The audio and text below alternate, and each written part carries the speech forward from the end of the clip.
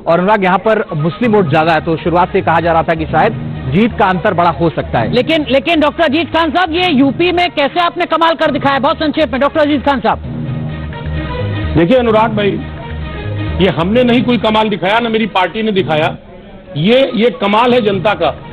जनता ने जिस तरह इनकी पॉलिसी को, इनकी नफरत की राजनीति को नकारा है, यकीन मानिए, माननीय मोदी जी जहां चुनाव लड़ रहे हैं बनारस में, उसके आसपास की सीटें लगातार इनके सारे प्रत्याशी हार रहे हैं, पहली बात। दूसरी बात, 5-5 केंद्रीय मंत्री चुनाव हार रहे हैं। आप देखिए कि उत्तर प्रदेश में किस तरह मोदी जी की जो गारंटी है वो धराशायी हुई है। ठीक है, लेकिन डॉक्टर अजीज खान साहब, एक बुनियादी बात कही जाती है कि जमहूरियत में सर गिने जाते हैं। सर तो अभी भी बीजेपी के साथ ही है ना, एनडीए के साथ। बात तो आप देखिए, सवाल सरकार बनाने का नहीं है, हाँ। सवाल नैतिकता का है। यही बीजेपी ने कहा था, माननीय मोदी जी ने कहा था कि हम 400 पार लाएंगे। आज आप 240 लाने में लाले पड़ रहे हैं। हकीकत यह है कि आपकी नैतिकता कहां गई? जनता ने आपके सारी पॉलिसी को नकार दिया। बिल्कुल, आपने बड़े बड़े वादे किए थे, दावे किए थे, और चलिए बने रहिए सर, लौटेंगे आप आगे भी आपसे चर्चा करेंगे, आगे भी आपसे चर्चा करेंगे, लेकिन एक छोटा सा ब्रेक यहाँ पर ले रहे हैं, थोड़े से इंतजार के बाद फौरन लौटेंगे। शुरू होगी। डॉक्टर अजीज खान हमारे साथ जुड़े हुए हैं, समाजवादी पार्टी के प्रवक्ता।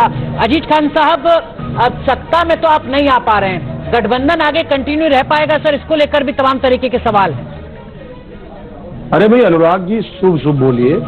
सत्ता में नहीं आ पाएंगे, आपको कैसे अंदाजा है? सर मैं तो टैली देखकर बोल रहा हूं। आपको देख, अरे सुनिए ना, एक तो आप बोलने नहीं देते हैं, बोलिए बोलिए, बुलाया करें चैनल पे, नहीं बोलने देते बुलाया मत, ये थोड़ी तरीका होता है, सारा काउंटर आप करें। अजीज खान साहब, आप जीत रहे हैं, आप इतना नाराज क्यों हैं? नहीं, हम जीत रहे हैं, हार रहे हैं, सवाल आज तो आप उत्तर प्रदेश में कमाल कर रहे हैं, आज तो नाराज मत होइए। अरे सर सुनिए ना, आप 40-40 मिनट बैठा करके आप 2 मिनट भी नहीं बोलने देंगे, क्या मतलब है बैठने का?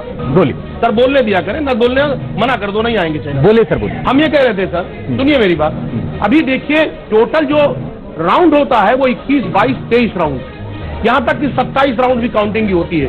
थोड़े वक्त पहले अभी 14 राउंड तक मैक्सिमम जगह काउंटिंग हुई है। इलेक्शन कमीशन लगातार जो है वो काउंटिंग को बहुत ढेवा करवा रहा है। आप देख रहे हैं, आपका भी जो टैली दिख रहा है ऊपर, वो एक ही फिगर बहुत लंबे टाइम से दिख रहा है। क्यों एक ही फिगर दिख रहा है? वो या तो प्लस होता है या माइनस होता। मैं आपको बता रहा हूं, स्पष्ट करना चाहता हूं कि अभी जब काउंटिंग होगी बड़े लेवल पे कई राउंड की, तो जो कुछ स्थितियां दिख रही हैं वो बहुत कुछ बदल जाएंगी, क्योंकि ये हम पहले तो बताए थे, ये चुनाव जनता लड़ रही है, पार्टियां नहीं लड़ रही है। डॉक्टर अजीज खान, माफ कीजिए आपको रोक रहा हूं। उत्तर प्रदेश की 5-7 लोकसभा सीट जरा आप दर्शकों को बता दें एक बार, जहां पर काउंटिंग बहुत धीरे से चल रही है और सपा के कार्यकर्ताओं ने आपत्ति जता दी है अपनी चुनाव आयोग के आगे। भाई आप सुनेंगे नहीं, मुसीबत। अरे सर, तो मैं सुनूंगा तो ऐसे आप आदत पड़ गई है। एक तरफा बात तो नहीं हो सकती ना। आपने आरोप लगाया चुनाव आयोग के ऊपर, मैं आपको मौका दे रहा हूं, बताइए आप 5-7 लोकसभा सीटों के नाम बता दीजिए। सच बात कह रहा हूं, नहीं हम आरोप नहीं लगा रहे, आपको भी पता आरोप नहीं लगा रहे, और अगर आप सवाल कर रहे हैं तो सुनिए भी, खाली सवाल मत करिए। आप ये बताइए, कब से आपकी टैली जो ऊपर दिख रही, पिछले 1.5 घंटे 2.5 घंटे से दिख रही है, क्यों नहीं उसमें आंकड़े बदलाव आ रहे? या तो घट जाएगा या बढ़ जाएगा, आप भी इस बात को जानते हैं। दूसरी बात, आप पहले कंप्लीट करने दीजिए। यही बीजेपी के भी प्रवक्ता बैठे हैं, सब कह रहे बड़ा बदलाव हो गया, साउथ में ये हो गया। मैं जानना चाह रहा हूं, चाहे वो साउथ हो, चाहे वो मिडिल हो, चाहे वो राजस्थान हो, महाराष्ट्र हो, क्या स्थितियां हुई? आदमी की नैतिकता भी होती है। वही महाराष्ट्र है जहां पर पार्टियों को खंडित कर दिया आपने, लाकर के टुकड़े टुकड़े कर दिया, जनता के जनादेश को आपने कहीं ना कहीं उसको इग्नोर कर दिया। आप देखिए जनता ने क्या किया, जनता ने उसी महाराष्ट्र में अपना आदेश दिया, और वो आदेश क्या है? अब बीजेपी माने ना माने, राजस्थान की स्थिति क्या है आप मुझे बताइए। वही कर्नाटका है, बड़े बड़े दावे थे, वायदे थे आपके, कर्नाटका में क्या हुआ? आज पार्टी की क्या स्थिति हो गई? आप तेलंगाना की बात कर रहे हैं, आप हरियाणा की बात कर रहे हैं। हरियाणा में किसानों ने किस तरह विद्रोह किया, किस तरह बहिष्कार किया, और किस तरह बीजेपी को मुंह की खानी पड़ी, ये आप ये नहीं बताएंगे? ये भूल जाएंगे? माननीय मोदी जी ने कहा था 400 पार का नारा। सुनिए मेरी बात, नो कंप्लीट करने दीजिए, लेट मी कंप्लीट। हम ये भी बता रहे हैं कि हिमाचल प्रदेश और उत्तराखंड में विपक्षी पार्टी का खाता इस बार भी नहीं खुला है, हम सब कुछ बता रहे हैं।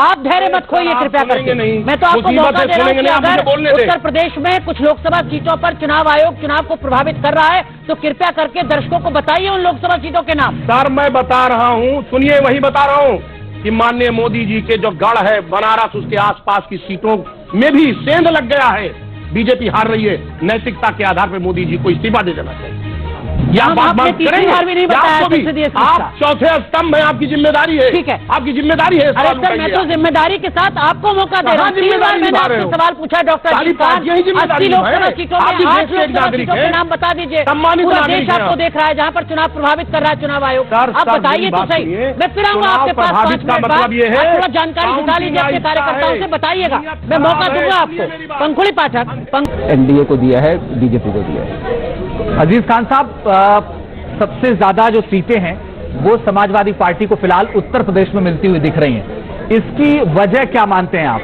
और दूसरा, ये जो दूसरा आपका आरोप था कि तमाम जगहों पर मतगणना स्लो हो रही है, वो सीटें तो अब तक आपको पता चल गई होंगी कौन कौन सी सीटें जहां पर स्लो मतगणना हो रही है। देखिए, आपने कहा कि उत्तर प्रदेश में क्या वजह है। आपने देखा कि लगातार हमारे नेता ने हमेशा उत्तर प्रदेश की आवाज को उठाया है, यहाँ के दर्द को उठाया, यहाँ के बेरोजगारी को उठाया, तमाम बड़े बड़े मुद्दे हैं उसको उठाया, और यहाँ की जनता ने उसे सराखों पे लिया। क्योंकि बीजेपी ने वायदा किया था, दावा, डबल इंजन की सरकार, और डबल इंजन फेल हो गई। क्यों? क्योंकि डबल इंजन ने सिर्फ झूठ बोला, गुमराह किया, ख्वाब को ध्वस्त किया। ख्वाब, लोगों को पहले ख्वाब दिखाया फिर ध्वस्त किया।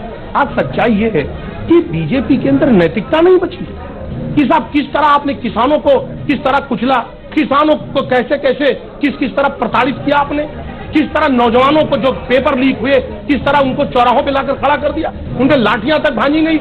सवाल इस बात का है कि आज उत्तर प्रदेश ही नहीं पूरे देश में एक लहर है, और पहले भी मैंने कहा था ये चुनाव पार्टियां नहीं लड़ रही हैं। लेकिन अगर डॉक्टर पार्टियां अजीत खान लड़ती तो- साहब, फिर सुनिए वही मेरी बुनियादी बात। अरे नो, फिर इम्पोर्टेंट, आप बोलने नहीं दे रहे इम्पोर्टेंट बात।